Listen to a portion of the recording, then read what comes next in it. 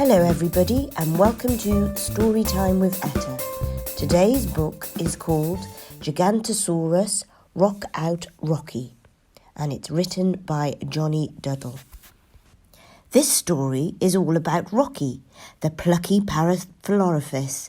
He's the fastest, strongest and toughest dino in the whole Cretaceous world, or so he thinks. He is how Rocky learns that everyone needs a little help from their friends sometimes, even the toughest dinosaurs of all. It was a sunny day in Cretaceous and Rocky had challenged himself to complete another daring mission. This time he was running as fast as his legs would carry him up the fiery path of the biggest volcano in the land, Mount Oblivion.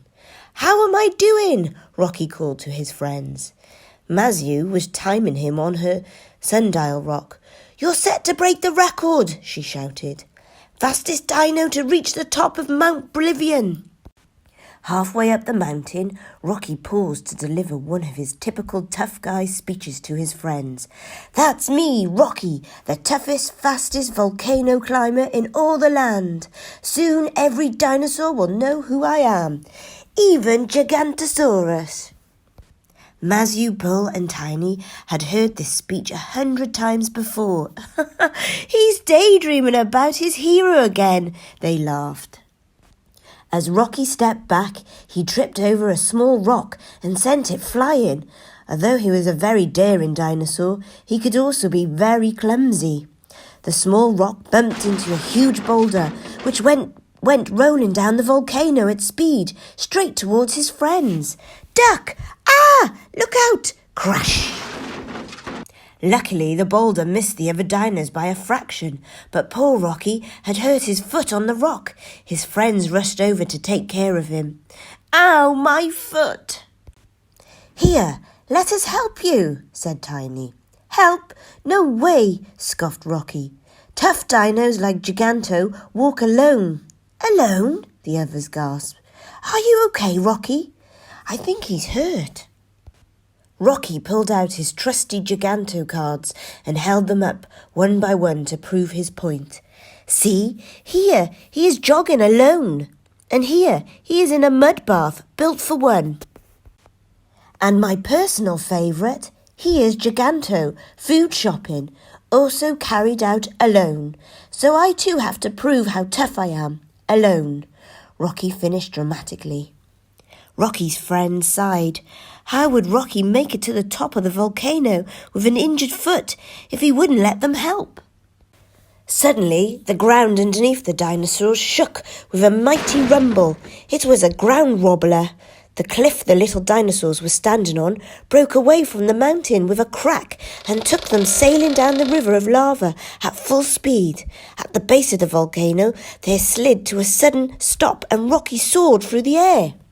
"Wah!" before landing neatly in Tiny's arms. "Gotcha, tough guy." "Oh, Tiny, why did you have to help me?" Rocky said grumpily. "I told you I don't need anyone's help." The four friends had landed just outside the jungle. The noise from the ground wobbler was coming from within, and it was getting louder. A stampede of creatures thundered past, rushing to get away from the earth-shaking sound. That gave Rocky an idea. "I'm going to check it out," he said. "If I can't break the record to the top of Mount Oblivion, then I'll stop the earth from wobbling instead. That'll get Giganto to notice me." "Is your crest filled with coconuts?" asked Bill in disbelief. "You don't run towards danger, you run away from it." "Not this parasaurolophus, super dino," said Rocky, heading off towards where the rumbling sound was coming from.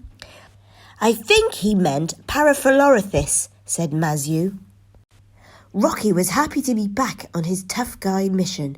As he walked along, he was busy thinking up a tough-sounding new nickname for himself. "It needs to be something super cool, like Giganto," he thought. "Rockinator, Rockster, Rockadoodle-doo." "Ow, my foot!" The others heard Rocky shout out in pain and hurried along to help. "Ow, my foot" isn't a very tough-sounding name. His foot was still hurting badly.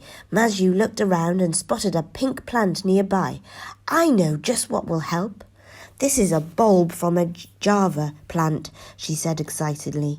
It's full of gel that will help your foot feel better. I don't need your help, Rocky said angrily. He was still annoyed with his friends. Everybody needs help sometimes, says Mazhu, feeling hurt. But Rocky wouldn't listen. Not tough guys like Gigantosaurus. Wow! Rocky gazed up at his idol with wonder. Suddenly the mighty dinosaur started to hop up and down on one foot, and the ground began to rumble and shake. So Giganto was the ground wobbler. But why was he stomping around so much? Then Mazhu spotted something in Giganto's foot. Isn't that the boulder Rocky knocked over earlier? She asked. Sure enough, the same rock was now wedged between Giganto's toes. Poor Giganto, he's hurt. Ah, I bet if we calm him down we could get that rock from between his toes, said Tiny. Rocky sprang into action.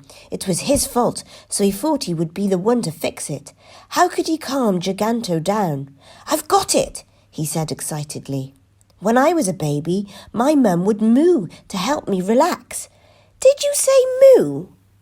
Rocky took a deep breath and blew air out of his crest on his head. It made a deep moo sound that echoed through the jungle. Giganto stopped stomping and tilted his head down to listen. I think it's working, says Mazhu. I've got to get closer, said Rocky, determined. He scrambled over to a palm tree and started to climb up. But he soon slipped and fell back down to the ground with a crash. Rocky wasn't going anywhere with his sore foot. Mazhu squirted the Java plant gel onto Rocky's foot and he instantly felt better. See how nice a little help can be, she said. I'm sorry, said Rocky, looking up at his friends.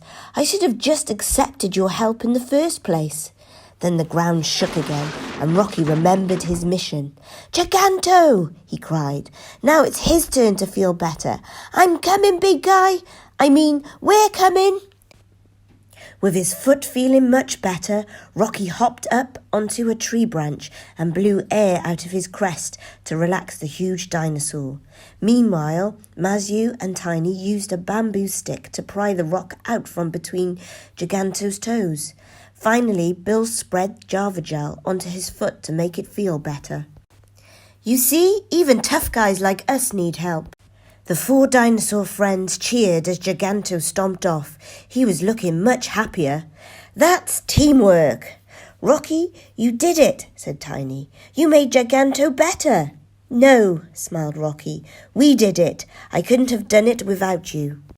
That was how Rocky learned that sometimes the toughest things a dinosaur can do is accept help from his friends, even when he thinks he doesn't need it. Rocky became a much, much more humble dinosaur after that. Well, for a few minutes at least. Wait, this book is all about me. I'm famous. Oh, here he goes again. That's the end of the book, boys and girls. Remember to click the like button and press subscribe to hear more stories with Storytime with Etta.